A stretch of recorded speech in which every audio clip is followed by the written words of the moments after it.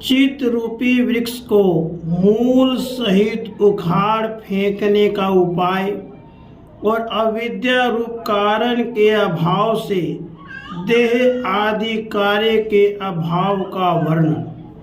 श्री वशिष्ठ जी कहते हैं, श्री राम इस प्रकार चित्त के परित्याग का उपाय कुंभ ऋषि के बतलाने पर अपने अंतःकरण में बार बार विचार करते हुए वे सौम्य राजा सिखिध्वज यह वचन बोले।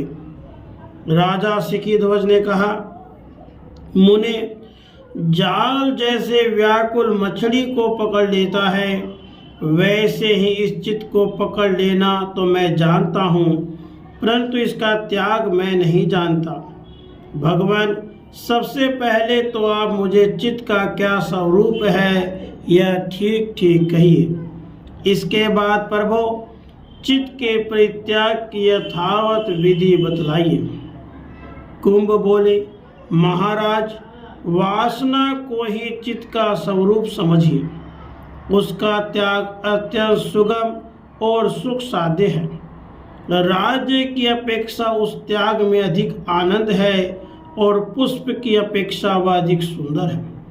मूर्ख के लिए तो चित्त का परित्याग करना उतना ही दुस्साध्य है जितना कि पामर के लिए साम्राज्य प्राप्त करना। राजा सिखिध्वज ने कहा, मुने, आपके वचन से चित्त का स्वरूप वासनामय है यह तो जानता हूँ, परंतु उसका परित्याग वज्र को निगल जाने की अपेक्षा भी अत्यंत दुष्कर मानता हूँ।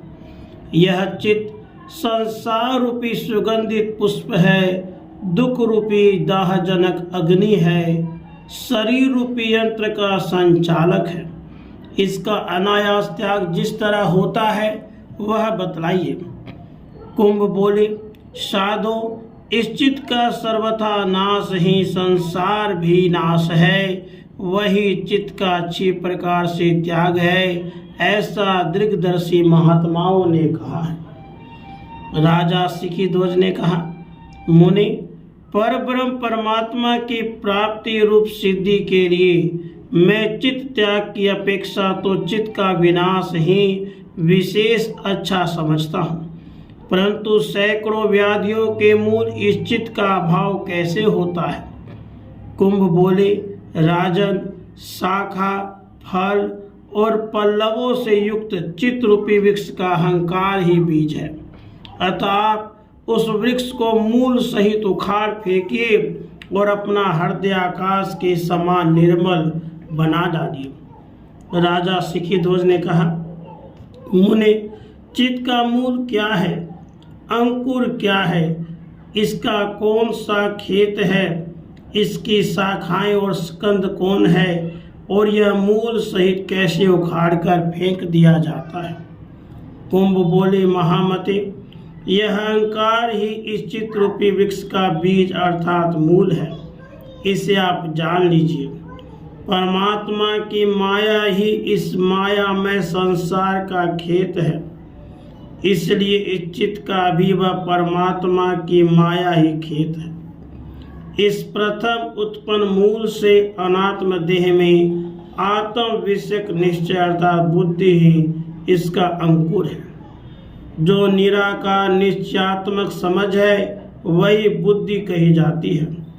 इस बुद्धि नामक अंकुर की जो संकल्प स्वरूप स्थूलता उत्पन्न होती है उसका चित्त और मन नाम पड़ा हुआ है। ये इंद्रियां ही इस चित्त रूपी वृक्ष की दूर तक फैली हुई लंबी विस्तृत शाखाएं हैं और जन्म मरणात्मक हजारों अनर्थों के कारण शुभ और अशुभ रूप फलों से परिपूर्ण जो तुच्छ विषय भोग है वे इसकी बड़ी बड़ी अवान्तर शाखाएं हैं। इस तरह के इस कठिन चित्रूपी वृक्ष की शाखाओं का विषय भोगों में आसक्ति का वैराग्य से प्रतिक्षण छेदन करते हुए आप उसके अहंकार रूप मूल को उखाड़ फेंक देने वाले सच्चिदानंद परमात्मा के चिंतन में पूर्ण प्रयत्न कीजिए। राजा सिखिध्वज ने कहा, मुनि, चित्रूपी वृक्ष की शाखा आदि का छेदन करता हुआ मैं उसके मूल को अशेष रूप से किस पर उखाड़ फेंकूं? कुंभ बोले, राजन, फल और स्पंदन आदि से युक्त विविध वासनाएं चित्त रूपी वृक्ष की शाखाएं हैं। तीव्र विवेक वैराग्य के द्वारा वे वासना रूपी शाखाएं नष्ट हो जाती हैं, क्योंकि जिसका मन किसी विषय में आसक्त नहीं है, जो मौनी और तर्क वितर्क से रहित है, जो न्याय से प्राप्त हुए कार्य का शीघ्र संपादन कर लेता है, उस पुरुष का चित्त नष्ट हो जाता है। जो पुरुष अपने पुरुषार्थ से चित्त रूपी वृक्ष की शाखाओं को काटता रहता है, वह मूल का भी उच्छेद करने में समर्थ हो जाता है। चित्त वृक्ष की शाखाओं का छेदन करना तो गुण है और मूल का छेदन करना प्रधान है। इसलिए आप अहंकार और मूल का उच्छेद करने में तत्पर हो जाइए। महाबुद्धे, मुख्य रूप से इस चित्त रूपी वृक्ष को मूल सही जला डालिए। ऐसा करने पर अचित्तता हो जाएगी। राजा सिखिध्वज ने कहा, मुनि, अहम भावात्मक चित्त रूपी वृक्ष के बीज अर्थात मूल को जलाने में कौन सी अग्नि समर्थ होगी? कुंभ बोले, राजन, मैं कौन हूँ? इस विषय का विवेक विचार पूर्वक यथार्थ ज्ञान ही चित्त रूपी वृक्ष के मूल को जलाने की अग्नि कही गई है। राजा सिखिध्वज ने कहा, मुनि, इस विषय में मैंने अनेक बार अपनी बुद्धि से अच्छी तरह विचार कर लिया है। मैं अहंकार नहीं हूँ, न पृथ्वी और उसके अंतर्गत वन मंडल आदि से मंडित जगत ही हूँ। जड़ होने के कारण पर्वत का तट, विपिन, पत्र, स्पंदन आदि और देह आदि भी मैं नहीं हूँ। मांस, हड्डी और रक्त आदि भी मैं नहीं हूँ। मैं न तो कर्मेंद्रिय हूँ न ज्ञानेंद्रिय हूँ। जड़ होने के कारण मन, बुद्धि भी मैं नहीं हूँ। जैसे नेत्र दोष से आकाश में प्रतीत होने वाला वृक्ष आकाश से भी नहीं है, वैसे ही परमात्मा के संकल्प से उत्पन्न होने वाले संपूर्ण पदार्थ परमात्मा से भिन्न नहीं है, परमात्मा के ही स्वरूप है। भगवान, इस तरह अहंकार रूपी मल का परिमार्जन जानता हुआ भी मैं अंतर्यामी परमात्मा को नहीं जान सका।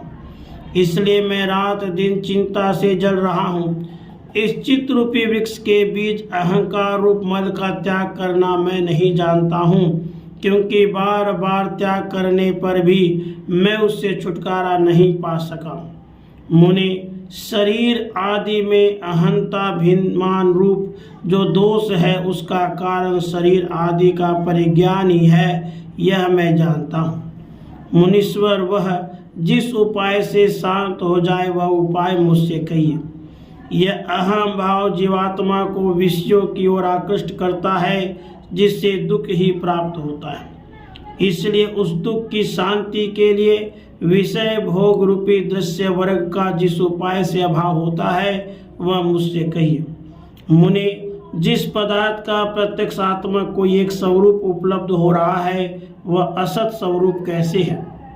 हाथ, पैर आदि से संयुक्त तथा क्रिया, फल रूप विलास आदि से समन्वित हम लोगों से सदा अनुभूत होने वाला यह शरीर मिथ्या कैसे है? कुंभ ने कहा, भूमिपाल, इस संसार में वास्तव में जिस कार्य का कारण विद्यमान नहीं है, वह कार्य भी अपना अस्तित्व नहीं रखता। फिर उसका ज्ञान तो विभ्रम ही है। बिना कारण के यह शरीर रूपी कार्य नहीं रह सकता। जिस द्रव्य का बीज नहीं है, उसकी उत्पत्ति कहाँ कभी होती है, अर्थात कभी नहीं। बिना कारण के जो कार्य सामने सत्य की भांति प्रतीत होता है, उसे मृग तृष्णा जल के समान देखने वाले मनुष्य के भ्रम से उत्पन्न मिथ्या समझिए।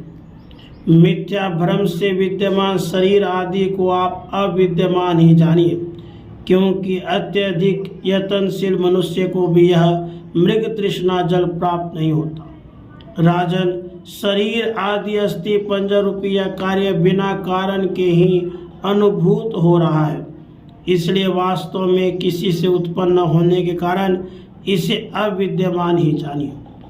राजा सिखिध्वज बोले, मुनीश्वर, हाथ, पैर आदि से युक्त प्रतिदिन दिखाई देने वाले इस शरीर का भला पिता कारण कैसे नहीं है? कुंभ ने कहा, राजन, कारण रूप पिता का भी अभाव होने से वास्तव में पिता भी कारण नहीं है। जो पदार्थ असत से उत्पन्न होता है वह असत ही है। कार्यभूत पदार्थों का बीज कहा जाता है। इसलिए जिस कार्य का कारण नहीं है वह कार्य भी कारण रूप बीज का अभाव रहने से नहीं है। मनुष्य को जो उसका ज्ञान होता है वह तो बिल्कुल विभ्रम ही है। अवश्य ही जो वस्तु बीज रूप कारण से रहित है वह है ही नहीं। अतः उसका जो मनुष्य को ज्ञान होता है वह नेत्र दोष से दिखने वाले दो चंद्रमा, मरुभूमि में जल और वंध्या पुत्र के समान बुद्धि का भ्रम ही है, मिथ्या है। राधे कृष्ण, राधे कृष्ण।